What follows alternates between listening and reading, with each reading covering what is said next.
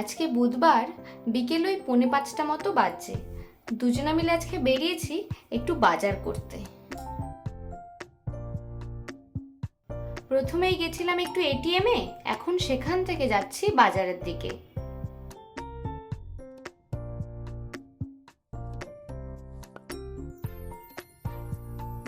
আর এই হচ্ছে আমাদের এখানকার সবজি বাজার। হাতে গোনা কয়েকটা সবজি এখানে পাওয়া গেলেও এখানে এমনও বেশ কয়েকটা সবজি দেখা যায় যেগুলো এর আগে আমি কখনো দেখিনি। কিন্তু আজকে বাজারে সবজি দেখার সাথে সাথে বাজারের রাস্তা দিয়েও একটু দেখে শুনে চলতে হবে, কারণ রাস্তার অবস্থা যে পুরো শোচনীয়। এই দাদার কাছ থেকেই আমরা বেশিরভাগ দিন সবজি নিই, তাই এই কাদার মধ্যে বেশি ঘোরাঘুরি না করে ইনার কাছেই চলে এসেছি। অল্প অল্প করে বেশ কয়েকটা সবজি নিয়ে নিলাম। আর এই দেখো রাস্তার অবস্থা, একটু আনমনা হয়ে চললেই পা পিছলে পুরো আলুর দম। যাই হোক, সবজি নিয়ে আমাদের হয়ে গেছে, খুব পা টিপে টিপে সাবধানে আমরা বাজার থেকে বেরিয়ে গেছি। আর এখন বাজারে পুরো আমের ছড়াছড়ি। আর এই হচ্ছে সেই মোমোর দোকান, যার কথা এর আগের একদিন ভিডিওতে আমি মোমো খেতে খেতে তোমাদের বলছিলাম। কিন্তু আজকে আর এই দোকানে মোমো খাইনি, ওই দোকানের পাশেই ছিল আরেকটা দোকান, যেখানে মোমোর সাথে সাথে পাওয়া যাচ্ছিল চাউমিনও।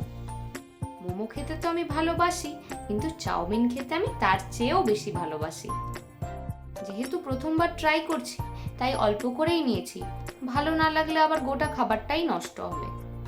কিন্তু যেরকমটা ভেবেছিলাম সেরকমটা না, চাউমিনটা না বেশ ভালো খেতে ছিল। বাজার করা আমাদের মোটামুটি হয়ে গেছে, চাউমিনও খেয়ে নিলাম। এখন যাব আস্তে আস্তে বাড়ির দিকে।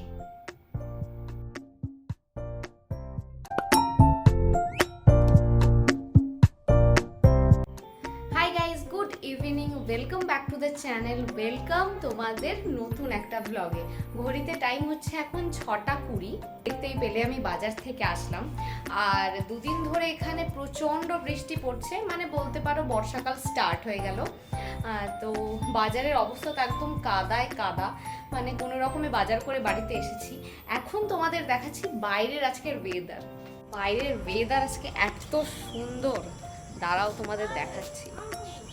জাস্ট দেখো একবার ওয়েদারটা, দারুণ দারুণ হয়ে রয়েছে।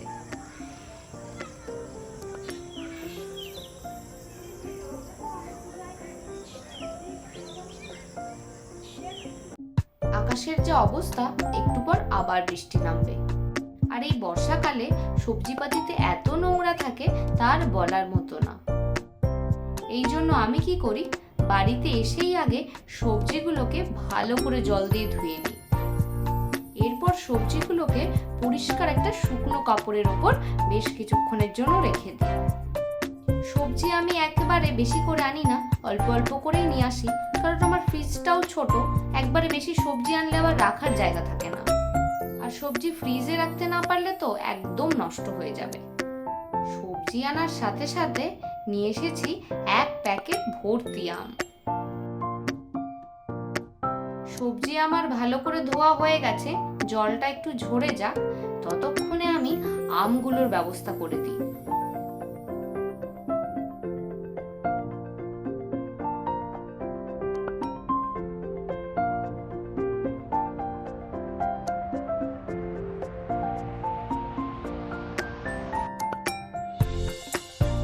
আমগুলো আমি সাজিয়ে রেখে দিয়েছি। আর এই লম্বা মতো বক্সটা কিছুদিন আগে আমি অ্যামাজন থেকে অর্ডার করেছিলাম। বক্সটা এতটাই কাজের তার বলার মতো না। সবজিগুলো সুন্দর করে এর মধ্যে সাজিয়ে ফ্রিজে রেখে দিলে বেশ অনেক দিন যায়। সব সবজি তো আর এই একটা বক্সে ধরবে না, এর জন্য ঠিক এইরকমই আরেকটা বক্স আমি অ্যামাজন থেকে অর্ডার দিয়েছি।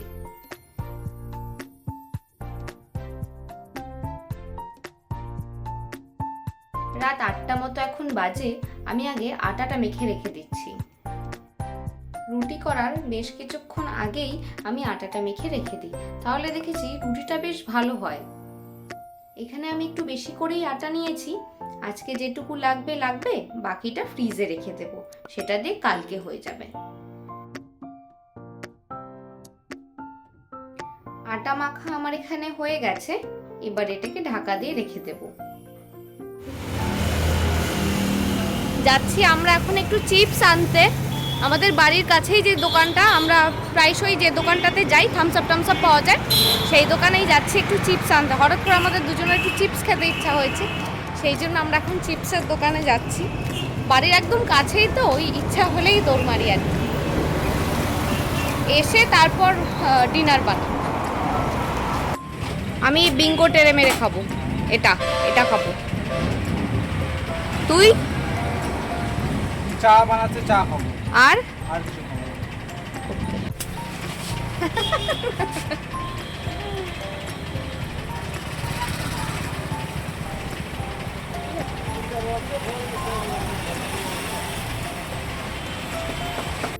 নিয়েছি আমার বিঙ্গো টেরে মেরে, আমি নিয়েছি বিঙ্গো টেরে মেরে, আর তার সাথে এটা লাহোরি জিরা কিছু একটা আছে, ভালো খেতে, এটা ভালো খেতে। তার সাথে আমি নিয়েছি চা। আর ও খাচ্ছে চা। একটু দাঁড়িয়ে দাঁড়িয়ে খেয়ে তারপরে বাড়িতে গিয়ে ডিনার বানাবো। রান্না করতে করতে কি মন হয়েছে, চলে গেছে দুজন মিলে চিপস খেতে। যাই হোক, চিপস টিপস খেয়ে আমরা বাড়িতে চলে এসেছি। আর এখন বানাচ্ছি আমি একটু ছাতুর পরোটা। স্টাফিংয়ের জন্য ছাতুর সাথে নিয়ে নিয়েছি একটু পেঁয়াজ কুচি, একটু লঙ্কা কুচি, রসুন কুচি আর আম তেলের 1 পিস আম। আসলে আজকে ব্রেকফাস্টে আমি ছাতুর পরোটা বানিয়েছিলাম, যার কিছুটা স্টাফিং বেঁচে গেছিল, সেটা দিয়ে রাত্রিবেলা আমি দুটো পরোটা বানিয়ে নিচ্ছি। আশিস ব্রেকফাস্টে পরোটা খেয়েছিল, এর জন্য ও ডিনারে খাবে আজকে রুটি আর সবজি, আর আমি খেয়ে নেবো আজকে পরোটা। খুব ভালো পরোটা বানাতে তো আমি পারি না, কিন্তু এই ছাতুর পরোটাটা দেখতাম মা করতো, সেইখান থেকেই আমার শেখা। সাবধানে এবার আস্তে আস্তে একটু বেলে নিই, নাহলে আবার ছাতুর পুরগুলো বেরিয়ে পড়বে।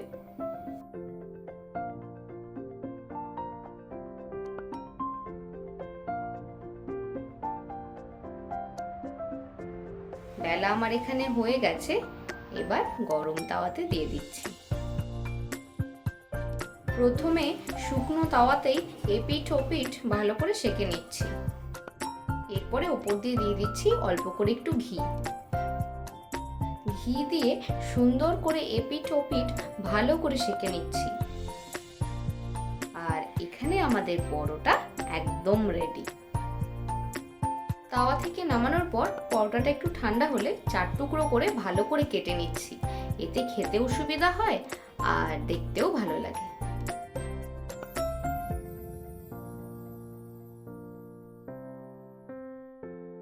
পরোটার সাথে আমি নিয়ে নিয়েছি এখানে একটু সস, কিন্তু এখানে যদি একটু ধনেপাতা পুদিনার চাটনি থাকতো, ব্যাপারটা পুরো জমে যেত।